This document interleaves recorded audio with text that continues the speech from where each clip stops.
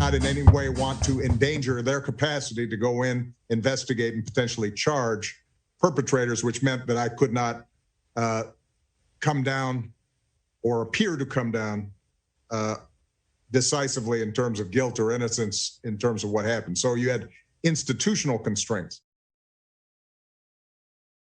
How much did Barack Obama do for the black community? How much was he constrained? How much more could he or should he have done? These are all questions that have been hotly debated in the black community for years. One arena that debate happens in is around the killings of black people by law enforcement during his presidency. During a leadership forum for the My Brother's Keeper Alliance, President Obama said that institutional constraints were the reason he didn't have more of a presence in the murder cases of people like Trayvon Martin and Michael Brown. What were those constraints, and how much of a hurdle were they? Joining us to discuss is activist, author, and philosopher, Dr. Cornel West. Dr. West, how are you, sir? Always a blessing to be in contact and conversation with you, and you are doing a magnificent job, brother. Robust, uninhibited conversation about crucial issues in the culture. We need more of you. Thank you, sir.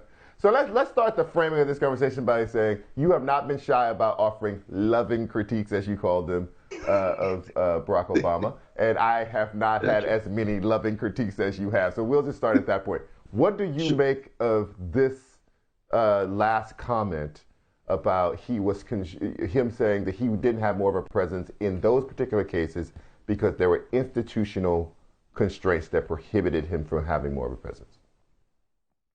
My brother reminds me of the words of one of the grand figures of the American theater, Ren Troy Brown in Los Angeles, where he used to say, "It is as weak as pre-sweetened Kool-Aid, that we may have been born at night, but not last night." There's no doubt that every politician has structural constraints, but there's a variety of different ways when you have the will to raise your voice and push for policies, even if you're unable to execute those policies.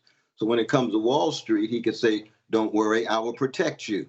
Well, that's structural constraints, but he's making choices. When it comes to drones, he's dropping drones on folk all around the world, 563 of them in 8 years, right? That's structural constraints. You're still making choices. When it comes to militarizing the police departments, that took place under Barack Obama. That's why we had a Black Lives Matter movement under Black president, Black attorney general, Black Homeland Security. So that Black official power couldn't translate on the ground to saving our brothers and sisters who were being shot and brutalized. And we know he's not a messiah, but there was no fire, there was no backbone, there was no attempt to reshape the whole climate of opinion. It was accommodating itself step by step to what the institutional procedures were. Well, you see, if black folk were dependent on institutional procedures, brother, we'd still be living in slavery right now, believe me. Right, I do want to say this. He was specifically saying that he was recognizing a separation between his administration, the executive branch, and the Department of Justice. He didn't want to put his hand on the scale. I mean, just as a clarification about what he seemed to be saying. What he was saying, right, right. But when does that hold up for you? But it doesn't hold, because when it comes to Wall Street, everybody knows that Eric Holder, our dear brother, comes out of Covington, tied to Wall Street. When Barack Obama meets with Wall Street executives, 13 of them, and tells them, I stand between you and the pitchforks, but don't worry, I will protect you. Is that crossing the line in terms of institutional constraints? Of course it is. He's sending a message. Eric Holder and others, let these Wall Street gangsters go. Let these criminals go. We know they broke the law, but they're walking free. Well, see, that sets the framework for the Justice Department's work. That's why they wouldn't even investigate the thugs and the gangsters on Wall Street. They didn't even investigate them, bro. It's like, hey, they getting that from on high. You can ask Eric Holder that.